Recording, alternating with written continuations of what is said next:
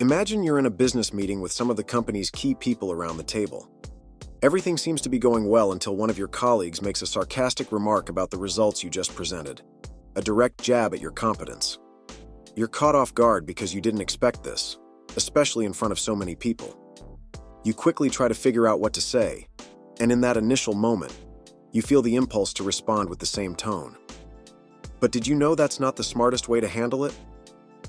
I'm going to explain a more strategic approach for situations like this, showing you powerful tricks to leave the person speechless rather than engaging in confrontation. There are phrases that can disarm someone who makes nasty comments. If you say, "Do you feel better making comments like that?" Do you really think that person will do it again? Probably not. This phrase can disarm anyone, and this is just one of the powerful tricks I'll be teaching you. Now, if you feel that this scene seems far from your reality because you think you just snap back without thinking, trust me, some techniques can help you develop a more intelligent response in moments like this. Stick with me until the end of this video and learn how to turn these situations in your favor. We've all been in similar situations. Sometimes these moments come from colleagues, friends, or even family members. Nasty comments can arise when we least expect them. When this happens, our first reaction is usually emotional, driven by impulse. But what many people don't realize is that how we respond not only affects the image we project, but also directly influences our mental well-being. This is closely tied to our emotional intelligence. The more we work on our reactions and control our emotions, the easier it becomes to handle insults and arrogance. The first powerful trick I'll share with you is staying silent when someone insults you. I call this the unsettling silence. When someone insults you, they're trying to provoke you to elicit a reaction. If you respond in kind, you're falling right into the trap they've set. The expected reaction might be defensive or even aggressive, but if you remain silent, you break that person's expectation. The silence creates a pause, leaving the offender unsure of how to proceed, or even feeling embarrassed for what they said. It's like you're showing that their words hold no power over you. This technique disarms the aggressor and demonstrates that you're not on the same level. Instead of confronting the offender directly or aggressively, the goal is to create an environment where they feel uncomfortable with their behavior and realize that their words were inappropriate. You may even find that this approach leads them to apologize for the insult or the awkwardness. Alongside this strategy, you can use reflective questions like the one we started this video with or another. Why did you feel it necessary to say it that way? Often it's in these moments that the person realizes they spoke without thinking and understands that they need to apologize. Silence can also be misinterpreted, as if you're allowing that person to continue with that kind of behavior. This is where another trick comes in. Pay attention to your posture, as it can also convey what you're trying to say. You need to maintain the right posture in that moment. Body language, the unspoken communication we engage in every day, can be observed by others and send signals we may not intend. For example, if someone insults you and you stay silent with your head down, you're indicating that the insult affected you and that you don't feel confident enough to respond. Don't hunch or lower your head. Stay confident, with your back straight, shoulders open, and eyes fixed on the person.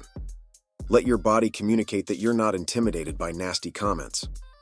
And don't forget, under no circumstances should you laugh when someone offends you. If someone says something you don't like, and you start laughing, it shows nervousness, and that you don't know how to handle the situation. Yes, your laugh will be misinterpreted by anyone. The trick is to remain steady and not show insecurity, so you don't give the person permission to keep insulting you.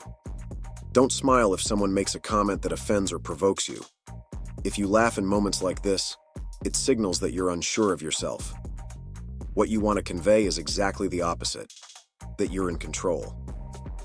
Another extremely useful trick in these situations is to completely ignore what the person is saying, showing that you don't care about the provocations. Try to disregard everything they're saying. For instance, if someone says something offensive to you, look them straight in the eye for a few seconds, then turn and walk away. That look communicates a lot. It shows that you heard what they said, but at the same time, you're above it. This is how you demonstrate that you're ignoring their words. Additionally, this kind of behavior completely disarms the person who insulted you because they're expecting a direct confrontation. When you don't react in the way they expect, they're left unsure of how to continue, feeling exposed and vulnerable. That's why the ability to maintain this kind of self-control is essential when we're insulted. I know it's easy to fall into the trap of responding in the same tone, but that only escalates the conflict and brings you down to the level of the person who attacked you. By choosing not to react in the same way, you show that you have control and that you can handle tough situations with maturity.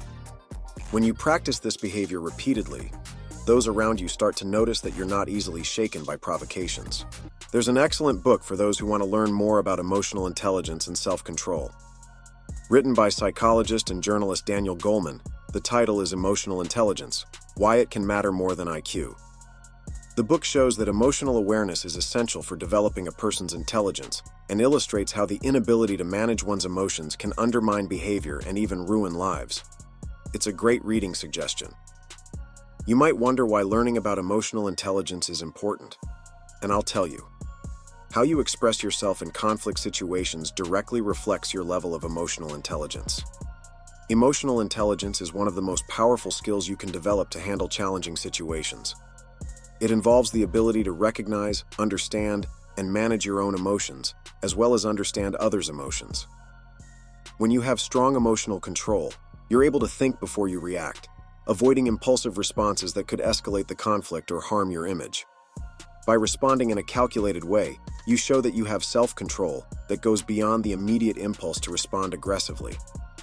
Having emotional intelligence in moments like these also means being able to recognize the emotional impact the insult had on you, but having the wisdom not to let it define you.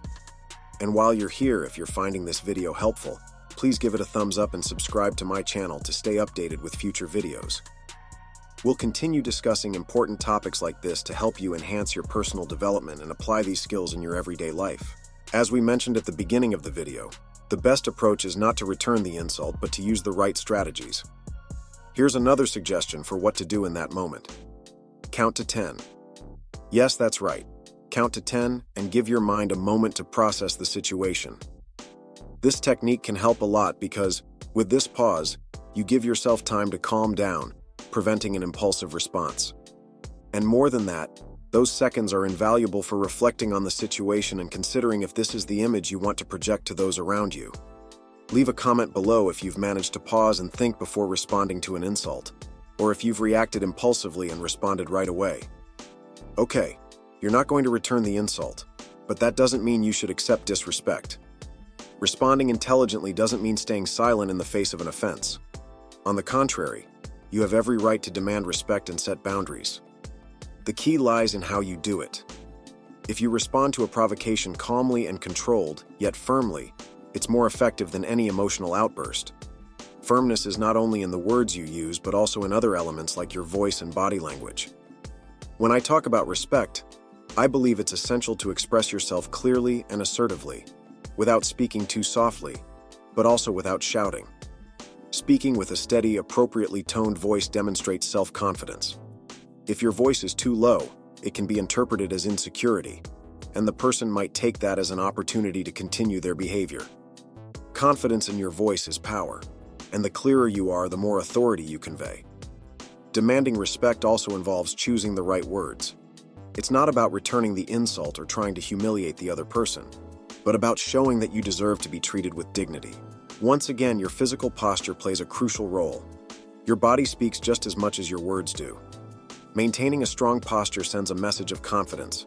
If you shrink back, avoid eye contact, or speak timidly, you're communicating that you've been affected and are feeling vulnerable.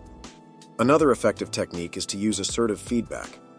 When someone insults you or makes a snide comment, one way to neutralize their behavior is to calmly acknowledge it and respond with assertive feedback. For example, you could say, "I'm curious, what made you feel the need to say that?" This shifts the focus back to the other person, making them reflect on their behavior. By posing a question like this, you're signaling that you won't tolerate disrespect, but you're also giving them a chance to reconsider their actions and perhaps even apologize. This method can disarm someone who's expecting a defensive reaction and often leads them to reflect on their words. Another powerful response is using humor to diffuse tension. This approach requires a bit of finesse, as you don't want to come across as sarcastic or passive-aggressive. For instance, if someone throws an insult your way, you could respond with a lighthearted, "Wow, I didn't see that one coming. Thanks for keeping me on my toes." This type of response can catch the insulter off guard, as they weren't expecting you to remain unaffected or even amused. Humor can be a great way to show that you're confident and unshaken by the insult, which often makes the other person question their approach. Then, there's the agree and amplify technique. Let's say someone makes a comment intended to belittle you, like, "You really have no idea what you're doing, do you?" Instead of getting defensive, you could respond with, "You're absolutely right. Imagine how much I'll improve once I figure it out."